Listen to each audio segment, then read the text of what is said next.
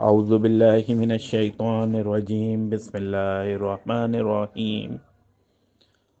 حضرت زینب بنت علی، وہ زینب بنت علی جو کربلا کے میدان میں اپنے جلیل القدر بھائی کا سب سے مضبوط سہارا تھیں، وہ بی بی زینب جو کربلا سے لے کر دمشق تک میدان جنگ کا احوال بیان کرتی رہیں، وہ جو اس قافلے کی سردار تھیں جس کے اونٹوں پر نہ کوئی زین تھی، نہ ہودج، اور نہ ان اونٹوں پر خانوادہ رسول صلی اللہ علیہ وآلہ وسلم کی خواتین کو ننگے سر بٹھا دیا گیا تھا۔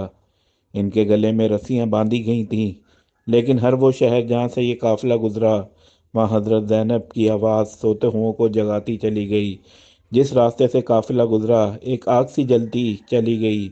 یزید نے مشہور کیا تھا کہ یہ شام کے چند باغی ہیں جنہیں یوں زنجیروں میں جکڑ کر لایا جا رہا ہے۔ لوگ نہ جانتے تھے کہ یہ اہل بیت ہیں، لیکن یہ خبر نہ چھپ سکی۔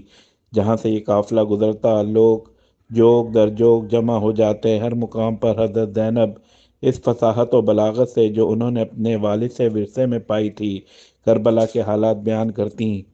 قافلہ آگے بڑھتا گیا، قدم قدم پر حضرت زینب کے الفاظ یزید کی بادشاہت کی قبر کھودتے رہے۔ ان خستہ حال قیدیوں کو یزید کے دربار میں پیش کیا گیا تو حضرت زینب نے وہاں یزید کو مخاطب کر کے ایک خطبہ دیا۔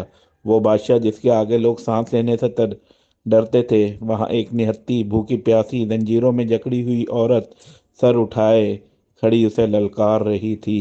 ان کا خطبہ سن کر دربار میں لوگ منہ چھپائے روتے تھے، کیونکہ انہیں یوں لگتا تھا کہ یہ حضرت علی بن ابی طالب خطاب کر رہے ہیں۔ یہ ان کی آواز ہے، ان کا لہجہ ہے، ان کی گھن گھرج ہے۔ آئیے اس تاریخی خطبے کے چند حصے پڑھتے ہیں۔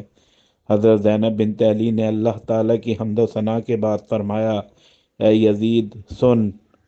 عربی کا یہ سن اس لہجے میں تھا جیسے کوئی مالکن اپنے غلام سے مخاطب ہوتی ہے۔ کیا تو سمجھتا ہے کہ تو نے ہم پر زمین کے گوشے اور آسمان کے کنارے تنگ کر دیے ہیں، اور آل رسول کو رسیوں اور زنجیروں میں جکڑ کر در بدر پھروانے سے تو خدا کی بارگاہ میں سرفراز ہوا اور ہم رسوا ہوئے ہیں؟ کیا تیرے خیال میں ہم مظلوم ہو کر ذلیل ہو گئے اور تم ظالم بن کر سر بلند ہوا ہے؟ اپنی غلط سوچ پر مغرور نہ ہو اور ہوش کی سانس لے۔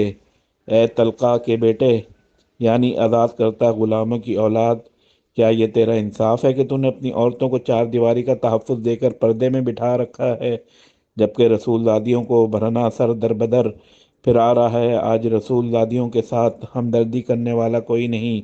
آج ان کے مرد موجود نہیں جو ان کی سرپرستی کریں۔ آج آل محمد کا صلی اللہ علیہ وآلہ وسلم کا کوئی مددگار نہیں۔ اس شخص سے بھلائی کی کیا توقع ہو سکتی ہے جس کی ماں یزید کی دادی بندہ نے پاکیزہ لوگوں کا جگر چبایا ہو؟ اور اس شخص سے انصاف کی کیا امید ہو سکتی ہے جس نے شہیدوں کا خون پی رکھا ہو؟ اے یزید، کیا تجھے شرم نہیں آتی کہ تو نے اتنا بڑا جرم اور ایسا بڑا گناہ کرنے کے باوجود بڑے فخر سے یہ کہہ رہا ہے کہ اگر آج میرے آبا و اجداد ہوتے تو ان کے دل باغ باغ ہو جاتے اور وہ دعائیں دیتے ہوئے کہتے کہ اے یزید تیرے ہاتھ کبھی شل نہ ہو؟ اے یزید، کیا تجھے حیا نہیں آتی کہ تو جوانان سردار کے جنت کے سردار حسین ابن علی کے دندان مبارک پر چھڑی مارتا ہے؟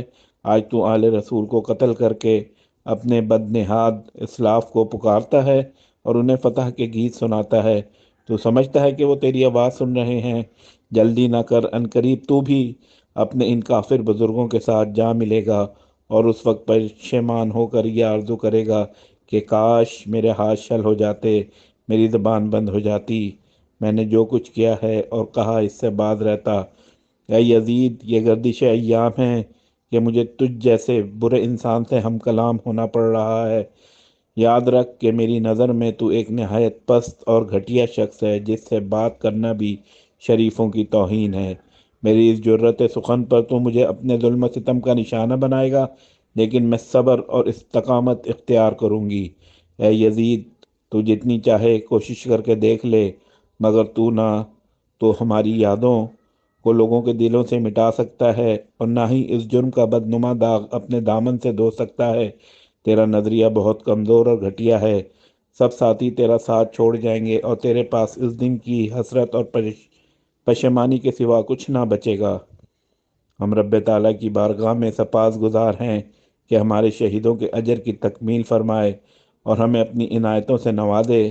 ہمیں اس کے سوا کچھ نہیں چاہیے، ہمیں صرف اور صرف اس کی ذات پر بھروسہ ہے، اس لیے کہ اس سے بہتر کوئی سہارا نہیں۔ حضرت زینب کے یہ الفاظ اس قدر طاقتور تھے کہ دربار میں بیٹھے لوگوں کے دل دہل گئے۔